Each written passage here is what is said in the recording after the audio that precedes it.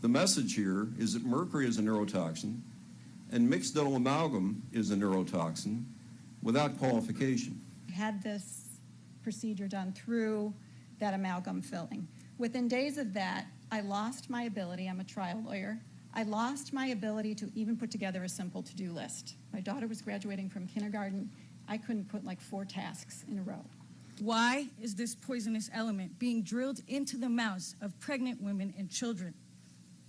Scientific data from all over the world relates the presence of amalgam fillings to cardiovascular problems, hearing loss, kidney ailments, dysfunction of the immune system, Lou Gehrig's disease, multiple sclerosis, autism, and a myriad of other health problems. A lot of the data that you see that says this is safe and they've used urinary mercury to make that estimation, they are totally out of base. It's just not good science. Urinary mercury does not do this. Is mercury retained by certain susceptible individuals? What we know, and you can go to Google, pick up your favorite neurological disease, Alzheimer's, Parkinson's, autism, any of these, and Google oxidative stress, and you will see that oxidative stress is correlated to all the neurological illnesses that we know about, as well as things like arthritis, etc. Oxidative stress says that your levels of glutathione are below normal. Glutathione is the molecule that is bound to mercury to allow it to be excreted fecally. If you don't have glutathione, you can't get rid of mercury. And if you do have a lot of mercury in your feces, you are depleting your body of glutathione. It's a two-way street. I've been suffering from numerous autoimmune and mystery illnesses for many years. Most recently, I've been managing symptoms of fibromyalgia, ADHD, peripheral neuropathy, chronic fatigue, celiac disease, in addition to 81 other food allergies. I was vomiting every day for months. MS, ALS, Parkinson's, and Alzheimer's continue to plague me. Learning that dentists who continue to place this cumulative neurotoxin are affecting the health of the entire body as mercury leaches out of the fillings and is absorbed throughout from head to toe is most sobering. And the harsh reality that mercury lodges in the brain, where it stays year after year. Excuse me, we need to ask you to sum up. Suppressing the immune system and killing neurons, but destroying their myelin sheath. I am living proof of that. A couple of people from the Pennsylvania Dental Association. I want to tell you a little about what they did this year.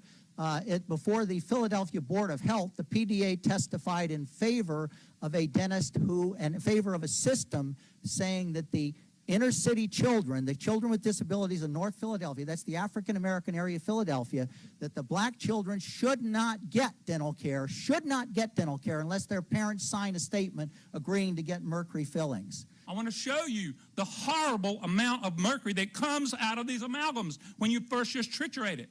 It's not a little bitty part that y'all are talking about.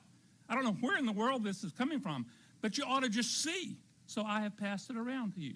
I have put it in photographic form. I don't understand why teeth that are extracted with mercury fillings must be considered as hazardous waste. And he gave me a few teeth that he had extracted that do contain mercury fillings.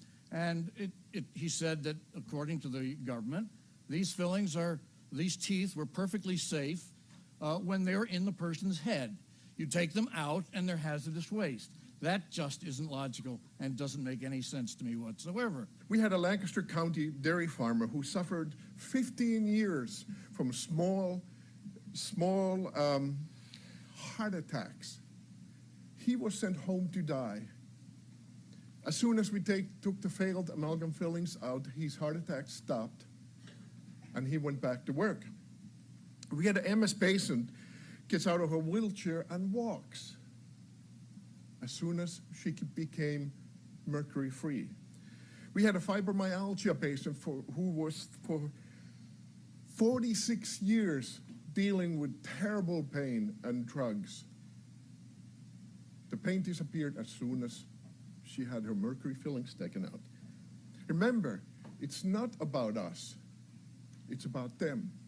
I am here today to show you that mercury also escapes through the teeth, bones, and gums, causing health problems for patients. My time is limited, so I cannot tell you about all the hundreds of patients I have treated who have been damaged by the mercury put in their mouths. However, I am here to show you 3 patients who are representative of the patients who have had mercury leaching into their bones, gums, and teeth, and the health problems they have had because of it. Susie had an amalgam filling that leaked into the bone and gum above her upper right first molar. You can see the mercury coming through her gums, resulting in what we called a mercury tattoo. I was diagnosed with myasthenia gravis, an autoimmune disease causing a breakdown of the communication between the nerves and the muscles. When questioning 5 neuro-ophthalmologists at teaching hospitals in Philadelphia what the causes of these diseases might be, I was emphatically told that there is no known cause, no known cure, and was literally told that I would be sick for the rest of my life, offering only steroids to fix my eyes and Mestinon to suppress the symptoms. Rejecting what seemed to be a deadly prognosis, I initiated my own research and within 5 days discovered that the symptoms were the result of having been acutely poisoned by mercury during the drilling out and removal of an old amalgam filling. Only 7 days before, I was afflicted with the neurological symptoms.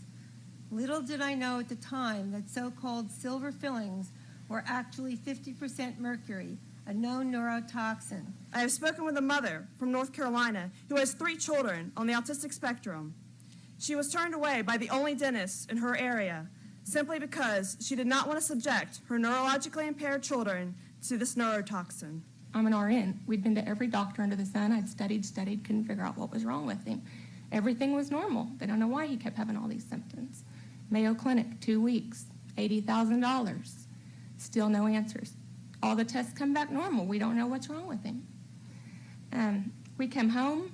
We have 6 children, and we come home to die. That's what it was. My husband could not get up and take my kids places. He had vision loss. He couldn't hardly drive. It was horrible. It was horrible.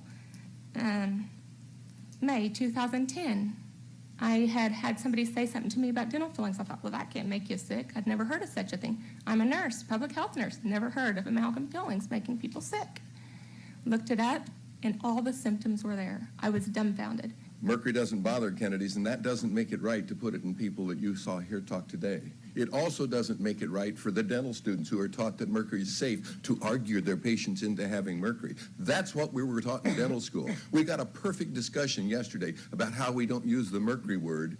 Oh, we call it amalgam. That's part of the deception, so that people don't understand you're implanting them with a time-release implant that will accumulate in various organs. Lee Cashman, our executive director, hears these stories all day long. He's on the phone 10 hours a day, 7 days a week, talking to people that are poisoned. He spoke to an instructor from a community college in Virginia whose dentist placed gold crowns over top of mercury fillings. This combination of mixed metals, gold, silver, zinc, tin, and mercury, acted like a battery in his mouth, causing more mercury to come out of the fillings. Though Rob initially improved after having his fillings removed, the damage was so severe he had to retire prematurely from teaching because he developed Parkinson's disease. Welders know you don't mix certain materials together. Bridge builders know that, but dentists don't know that. Why aren't you professors in these dental schools teaching these people something so they don't come out and poison people? Why aren't you teaching them not to mix metals in the mouth, causing the galvanic currents? 1 minute, please. But yet you get on the ADA website, and all they say is, it's another allergy. My dentist mixed metals in my mouth. He also exposed me to mercury vapor. I was shocked at the ignorance of the dental profession. During the season of Hope and Light, let us align that the reality that mercury is a poison and does not belong in teeth, and surely not in a fetus. And I have a question. With 10 regard, seconds. Okay, why is a voting panel of dentists making a medical determination on the well-being of a fetus and child? I testified in 2006, so I have the same thing that everybody else back there has. I was a dental assistant for 24 years until I couldn't work anymore. I lost my job. I can't work anymore. I get $700 a month in disability, and I have to pay my own way to come here to remind all of you that you're here for the public, you're here for the workers. I shouldn't have to do this. I appreciate you people all here for coming and making an attempt because, you know, if you listen to the news, you realize the FDA has been having trouble, you know, between Vioxx, Avendia. That really shocked me because that was bad 5 years ago.